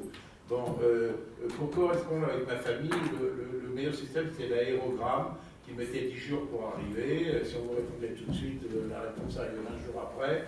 Le coup de téléphone bisannuel, un Noël à un Pâques ou un Noël à un noté, c'était hors de prix. Maintenant, j'ai mes petits-enfants, qui habitent en Polynésie, qui sont à l'autre bout du monde, et je peux quand même communiquer presque toutes les semaines avec eux par Skype. Alors, est-ce que ce sont les instruments qui sont mauvais, ou est-ce que c'est l'usage qu'on en fait? Et enfin, une dernière question qui n'a rien à voir avec les deux précédentes. J'ai beaucoup apprécié ce que vous avez dit de la déconnexion avec la nature. Je veux dire que moi j'ai de la chance parce que j'habite dans les Yvelines, mais à proximité du parc zoologique du Cher-Comte de la Panouse, ce qui fait que j'ai constamment dans l'oreille les barrissements des éléphants, les barrissements des lions, les cris des macaques. Mais plus sérieusement, comment est-ce que vous expliquez, quelle est votre analyse à ce moment-là du mouvement écologique qui, avec toutes ces outrances, paraît quand même procéder d'un désir plus ou moins bien géré de retour à la nature ou de préservation de la nature? Je voudrais, si vous me le permettez, d'abord revenir sur ce qui n'est pas vraiment une objection. Vous avez évidemment raison, c'est des outils merveilleux, mais la proximité et le lien existaient avant. Le lien familial utilise ça de manière absolument fabuleuse. Où c'est beaucoup moins fabuleux, c'est quand ça vous donne l'illusion que vos amis les plus proches sur les réseaux sociaux, vos amis les plus proches sont situés à Tahiti, au Tuamotu ou à Sydney. Quand vous rentrez seul le soir et que ça s'est mal passé, et ben c'est très loin. Et cette proximité des réseaux sociaux, c'est un isolement asocial absolu. C'est ce que je voulais simplement signaler, mais nous sommes évidemment d'accord.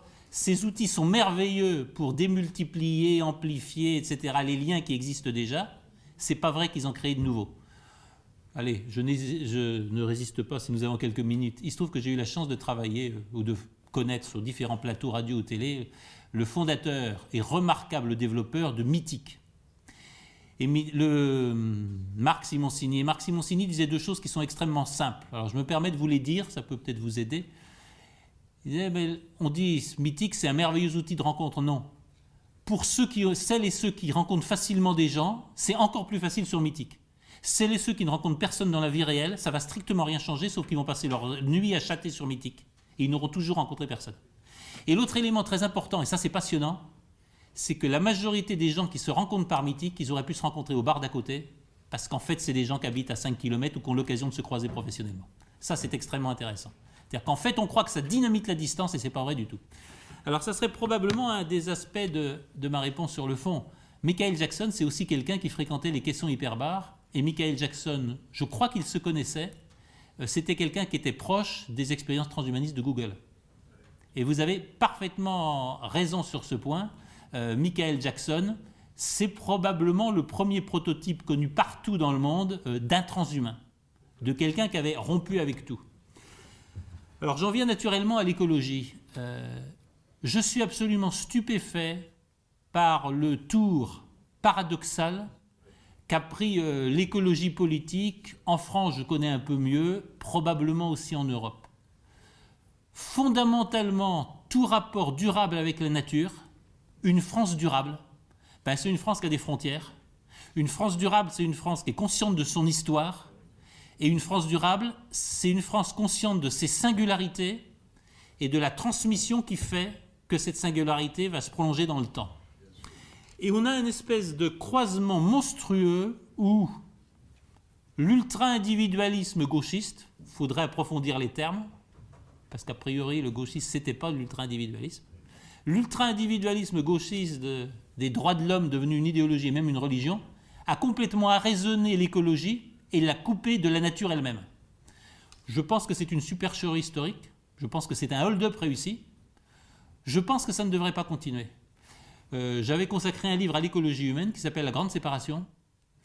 Pour le dire en quelques phrases, il n'y aura de survie de l'humanité qu'à travers le maintien de la diversité des sociétés humaines et la diversité de leurs désirs. Ça, c'est du Claude Lévi-Strauss. Il n'y a de civilisation au singulier que s'il y a des civilisations au pluriel.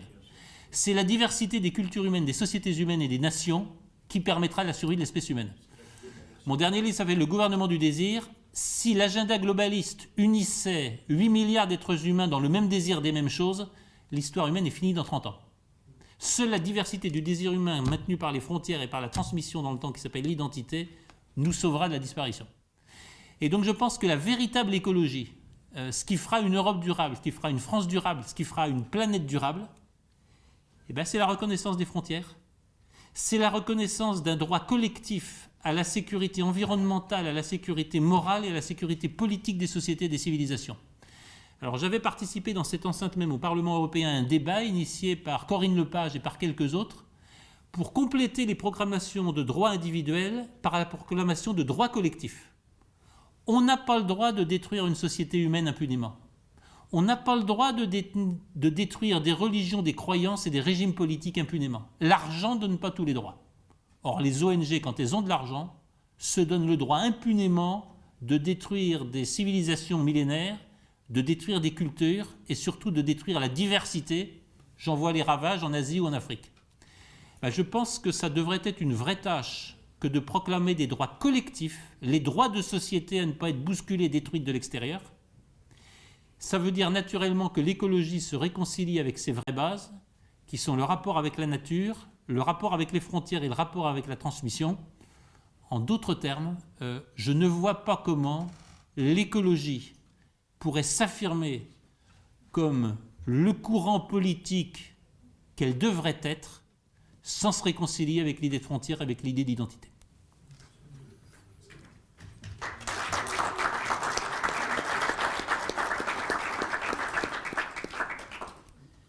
Merci pour cette magnifique réponse.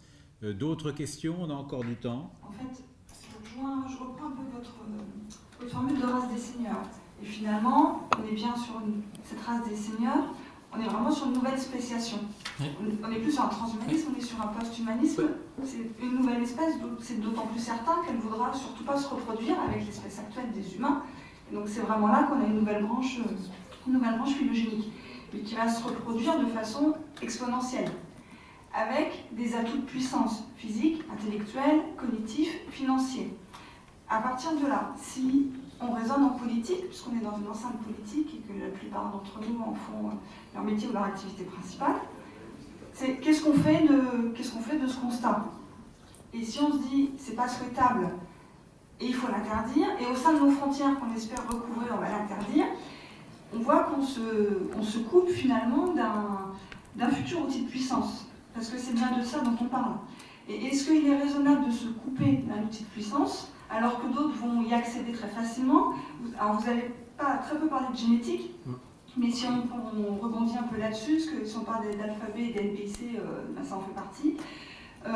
Aux États-Unis, en Chine, en Inde, en Corée, ils utilisent déjà la modification génétique. Oui. Et donc, si nous, on dit pour question d'éthique ou de morale qu'on ne veut pas y recourir, à un moment donné, ils seront plus forts que nous.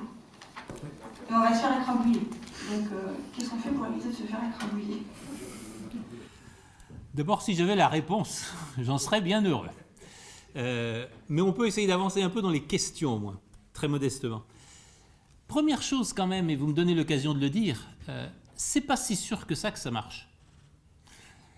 Ça vaudrait la peine que vous ayez un autre débat avec des généticiens, ça vaudrait la peine que vous ayez ce débat avec des scientifiques qui travaillent sur le génome humain, sur les mécanismes reproducteurs. Ils vous diraient que, on ne veut pas citer des noms, je ne veux pas me fâcher avec Laurent Alexandre ou autre, qui est quelqu'un de brillant, sympathique. Enfin, il y a quand même beaucoup de grands guignols et de bazar dans ce qui est affirmé. Je l'ai dit quand même d'un mot. Quand on touche à une partie, alors on dit c'est simple, le génome humain c'est une série de séquences, il suffit de changer une séquence pas bonne pour la remplacer par une meilleure. Ben oui, mais tout le reste change, il y a des interactions et puis c'est beaucoup plus compliqué que ça. Puis la part qu'on ne sait pas déchiffrer est en fait beaucoup plus importante que celle qu'on sait déchiffrer. C'est la même chose sur les organes. La médecine américaine, à la différence naturellement de la médecine chinoise, dit que le corps humain c'est une série de pièces. Et donc il y a une pièce, on la change, il y a une pièce, on la répare et puis tout le reste va bien. Nous savons bien, alors tout sportif, j'étais sportif de pas trop mauvais niveau, on sait bien que c'est pas du tout comme ça. Notamment dans les sports de fond, c'est d'abord la tête. C'est pas la peine d'essayer de faire un marathon, même si vous êtes bien entraîné. Si la tête n'a pas envie de faire un marathon, c'est même pas la peine, il vaut mieux rester couché. Bref, les interactions sont dans tous les sens, c'est un système global, et l'idée qu'en changeant les pièces, ça marche pas du tout comme ça. Vous savez qu'on revient beaucoup dans les armées sur l'exosquelette du fantassin. Parce que c'est pas aussi simple que ça de faire marcher un type à 25 à l'heure, etc., sans limite de poids, parce qu'il y a un moment où le système du corps ne marche plus avec l'exosquelette. Et donc, c'est un premier point que je voulais poser sur la table, de la même manière que les Google Glass, c'est un échec. On va connaître dans ces domaines-là des échecs achevés, d'autant qu'on en est quand même souvent beaucoup moins avancé qu'on ne veut bien le dire. Premier point à évacuer. Le deuxième point, j'ai évoqué l'effet de sidération. Alors, ma vraie réponse à votre question politique dans une enceinte politique, c'est de s'emparer du sujet. C'est de savoir ce qui se passe, et je pense qu'il y a un devoir d'information. Savoir ce qui se passe. Or, j'observe que ce n'est pas vrai que tous les élus, c'est pas vrai, savent ce qui se passe. La deuxième chose, c'est d'en faire un débat public, donc un débat qu'on éclaire, qui donne lieu à controverse, et dont on considère bien que ça entre dans le champ de la délibération publique. Je vais vous donner un exemple sur lequel j'ai publié, je republie. Extraterritorialité des lois américaines, appropriation par des instances privées sans aucun débat public de la comptabilité à valeur de marché. Qu'on passe de la comptabilité à valeur historique à la comptabilité à valeur de marché, sans qu'il y ait aucun débat politique là-dessus, c'est juste inouï. Le langage de la comptabilité, c'est le langage de nos économies et c'est le langage de toutes nos économies. C'est donc le langage du développement, de la fabrication de la richesse, de l'appréciation de tous les biens. Que ce changement ait pu avoir lieu au début des années 2000 sans pratiquement aucun débat politique, c'est juste monstrueux. C'est exactement ce qui est en train de se passer dans ce domaine. C'est qu'on est en train de dire oh, c'est génial, il y aura des voitures sans chauffeur. C'est génial, il y aura partout des objets connectés, etc. Sans aucun débat, vous l'évoquiez par rapport au transgenre, sauf qu'il n'y a aucun débat en disant attention, les affiches nous saturent des effets positifs. Est-ce que ça ne vaut pas la peine de poser le crayon et de regarder une heure quelles pourraient être les contre-indications, quels pourraient être les effets négatifs? Voiture connectée, il va y avoir 2-3 choses extrêmement complexes, notamment sur les aspects de responsabilité. Et vous avez quelque chose qui va être extrêmement complexe, c'est qu'à partir du moment où vous aurez, et c'est ce qu'attendent les constructeurs, un certain nombre d'autos sans pilote, il risque d'être interdit de conduire soi-même.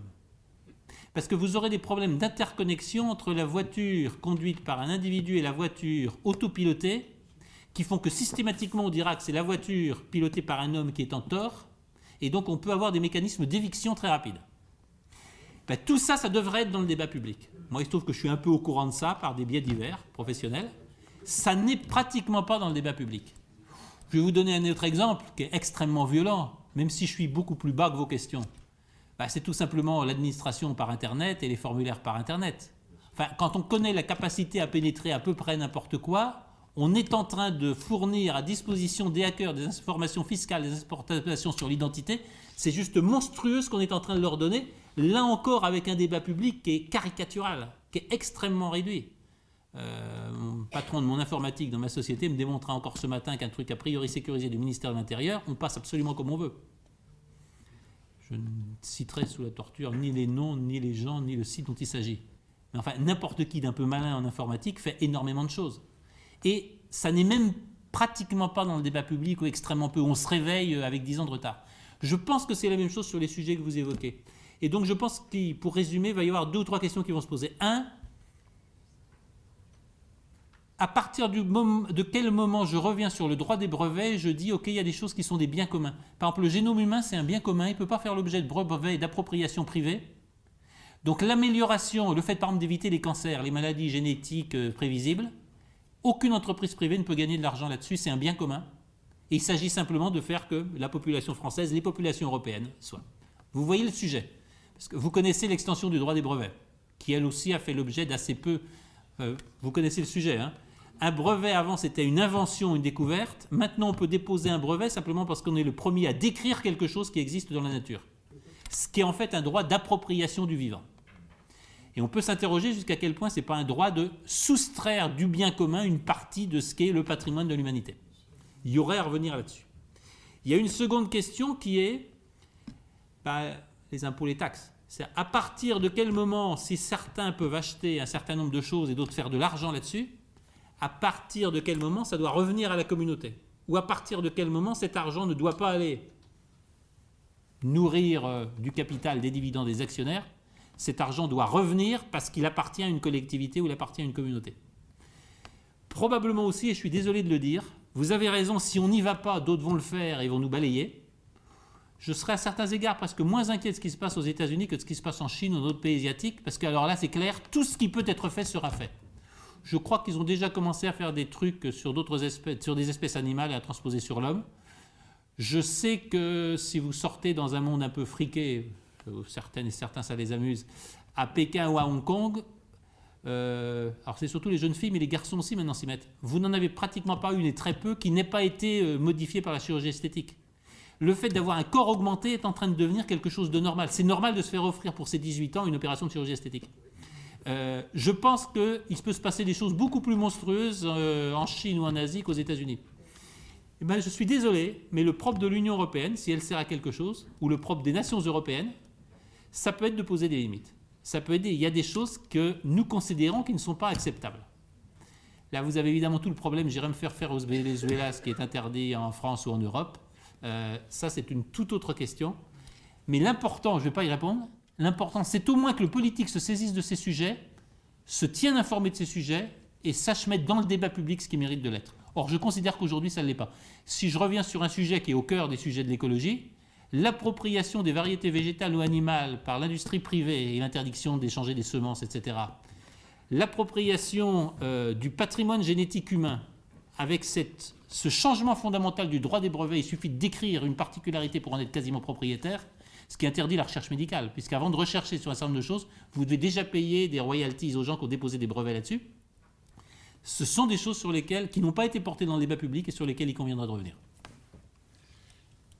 Merci, Monsieur Juvin. Sur les voitures sans chauffeur, j'aimerais dire que le Parlement européen s'est emparé du sujet. On appelle ça ici officiellement des robots intelligents. Oui. Parce qu'il n'y a pas que les voitures sans chauffeur.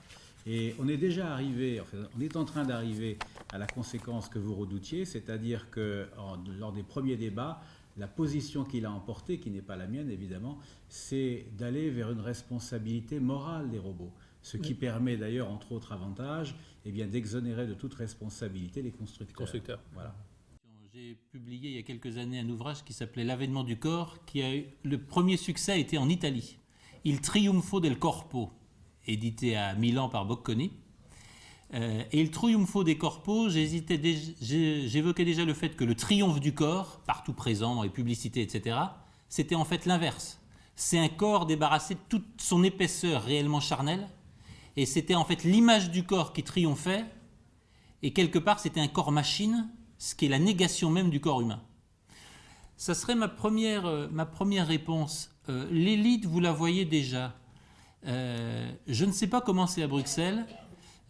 Aux États-Unis ou en Chine, qui sont deux pays où je me rends fréquemment et où j'ai l'habitude de travailler, vous avez déjà deux humanités distinctes. Moi, j'ai la chance de faire de la course à pied. Vous avez une catégorie d'hommes et de femmes qui ont un âge dont on voit qu'ils ont travaillé, peut-être qu'ils n'ont pas dormi, peut-être qu'ils ont trop mangé, problème aux États-Unis, et qui partagent, je dirais, des traits communs d'humanité. Et quand vous courez à Central Park autour de réservoirs, quand vous courez à San Francisco, vous voyez une autre catégorie d'hommes et de femmes qui sont parfaitement entretenus. J'ai une expérience assez récente qui m'a marqué. Deux femmes à réservoir Manhattan, je ne savais pas leur donner un âge à 30 ans près. Vous voyez qu'elles sont parfaitement en forme, qu'elles sont parfaitement entretenues. Vous dites qu'elles passent probablement 1 heure à 2 heures chaque jour dans leur salle de sport personnel probablement, à se soigner la peau, etc. Et vous ne savez pas leur donner un âge à 30, 40 ans près. Et c'est extrêmement violent parce que vous avez déjà cette rupture. Si vous regardez autour de vous en Europe, on en voit. Vous avez déjà une catégorie de gens, j'ai envie de dire les gens qui ont des cartes platinum dans les avions, vous en voyez d'ores et déjà qui échappent à la condition humaine qui est, je le disais tout à l'heure, souffrir, vieillir, etc. Ils sont déjà hors de ça. Et donc, probablement que c'est l'élite qui se projette dans « nous serons les gagnants parce que nous avons les moyens d'eux ». Et le break, c'est « nous avons les moyens parce que c'est nous qui écrirons l'information et qui ferons les algorithmes ». Parce que c'est là que va être le vrai pouvoir. Le vrai pouvoir aujourd'hui, c'est ceux qui écrivent les algorithmes des moteurs de recherche et qui font que c'est l'information qu'ils ont choisie qui va sortir en premier. Et là, évidemment, vous avez une conjonction qu'on voit assez bien entre le monde de la technoscience, le monde de la finance et le monde, disons, des stars. Peu importe comment ils sont devenus stars, j'ai jamais compris comment Kim Kardashian est devenue star, mais c'est une star. Tout ce monde-là, évidemment, a partie liée. Kim Kardashian est sûrement très intéressée à ne jamais vieillir, parce que je pense qu'elle trouve sa vie assez merveilleuse. Donc elle est assez intéressée à ce que pour les 40, 60, 80 ans qui viennent, ça va durer exactement comme ça. Je pense qu'il y a beaucoup de gens de la Silicon Valley qui sont très intéressés à ce que rien ne change, et qui aujourd'hui ont les moyens objectifs de tenir le pouvoir. Alors, vous avez posé une seconde question, là encore, je ne prétendrai pas avoir la réponse, la résistance. J'aurai un exemple, je pense que dans l'appropriation de la vie, parce que c'est dans ce dont nous parlons, en France, vous avez des choses assez actives qui se passent sur le plan des semences, par exemple, ou des espèces animales. Vous avez des gens qui échangent des semences entre eux et qui sont en train de maintenir en vie des semences dont l'industrie a décidé qu'elles devaient disparaître. Des variétés locales, végétales, des variétés de légumes, etc., dont l'industrie a décidé, parce qu'ils n'étaient pas rentables, ou d'ailleurs parce qu'ils se reproduisaient trop facilement, qu'il fallait les faire disparaître, les supprimer. Vous avez un mouvement très actif d'échange de semences de ferme qui maintient en vie des variétés végétales et animales contre l'industrie et qui marche, et qui réunit des dizaines, voire des centaines de milliers de gens. Vous avez la même chose sur tous les circuits d'approvisionnement courts qui échappent complètement au phénomène des coopératives et de la grande industrie, parce que vous garantissez un revenu à la ferme voisine, vous lui achetez chaque début d'année une série de paniers, bon bref. Vous allez me dire c'est des micro-expériences. Oui, ce n'est pas des micros parce qu'il y a des centaines de milliers et des millions de gens qui sont concernés, et c'est par là que ça bouge réellement sur le terrain. Regardez l'ascension du bio, qui est quand même le seul domaine agroalimentaire qui continue de croître à 2 chiffres, là où vous avez une partie de l'industrie agroalimentaire qui est, elle, sur une décroissance de ses chiffres d'affaires et de ses revenus. Je pense que dans d'autres domaines, ça peut être la même chose. Et je pense que le domaine que j'évoque, et je vais terminer, puisque nous sommes dans une enceinte politique, c'est quand même un domaine, notamment tout ce qui est bioéthique, biomédecine, etc., extraordinairement régi par la loi. C'est un domaine extraordinairement tenu par les principes de précaution, etc., etc. C'est un domaine dans lequel le législateur doit et aura à faire son travail. Et je le répète, il aura à faire son travail essentiellement sous un angle. On est en train de privatiser des biens communs essentiels à la survie de l'humanité. Et il y a un moment, ça peut venir d'ailleurs d'autres pays que des nôtres, il y a un moment où la question de qu'est-ce qui demeure de biens communs et qu'est-ce qui peut passer dans l'appropriation privée, cette question va être entièrement reposée à peu de frais. Et pour vous le dire de manière violente, je suis persuadé que dans notre droit pénal, dans pas longtemps, la notion d'entreprise criminelle verra le jour. C'est-à-dire la notion d'entreprise qui, de manière répétée, par ses produits, par ses services ou par ses recherches, a porté atteinte à l'intégrité de la vie humaine. Je suis absolument persuadé que ce sont des notions qui vont être intégrées dans le droit pénal européen dans les années à venir. Merci. Il ne reste plus malheureusement que quelques minutes. Je ne pourrai pas donner la parole à tout le monde. Monsieur Gerolf Annemans, qui est député flamand de notre groupe, a demandé la parole. Donc vous avez la dernière question. Une question à brève. En gros, êtes-vous optimiste ? Oui, parce que je ne serais pas là. Alors, c'est une très bonne question de fin. Je ne serais pas là si je ne croyais pas que la liberté est le principal moteur de l'être humain. Il n'y a pas d'être humain, il n'y a pas de société humaine sans liberté politique. La liberté politique, ça s'est incarné, ça s'incarne aujourd'hui dans la souveraineté nationale. Et la liberté politique, ça se traduit par une chose qui est dans la constitution même de l'être humain, c'est la diversité. À partir du moment où il y a liberté politique, il y a diversité des sociétés humaines. Parce que nous ne choisissons pas les mêmes chemins. Parce que nous ne choisissons pas les mêmes désirs, nous ne choisissons pas d'organiser de la même manière la famille, la ville, la région, la nation. Et c'est constitutif de l'être humain, la liberté politique. Je me permets de revenir à ce grand Claude Lévi-Strauss, il n'y a pas de civilisation s'il n'y a pas des civilisations. Tout le monde que j'ai essayé de dépeindre, c'est un monde qui ferait abstraction de la liberté politique, et c'est un monde, le monde de la singularité, c'est un monde de l'uniformité. Alors, je vais vous donner mon sentiment très politique. Le Brexit, l'élection de Donald Trump, ce qui est en train de se passer en Europe, ça va être l'insurrection de la différence, et c'est l'insurrection de la diversité contre l'agenda globaliste qui voulait imposer l'uniformité partout. Je crois que cette insurrection, elle est en train de se passer. Je crois qu'elle est en train de commencer à écrire l'histoire du XXIe siècle, qui ne commence qu'aujourd'hui. Et je pense que l'histoire du XXIe siècle, ça va être l'histoire de l'insurrection de la différence contre l'uniformisation tentée, qui a été le grand manteau noir jeté sur nos libertés depuis les années 90.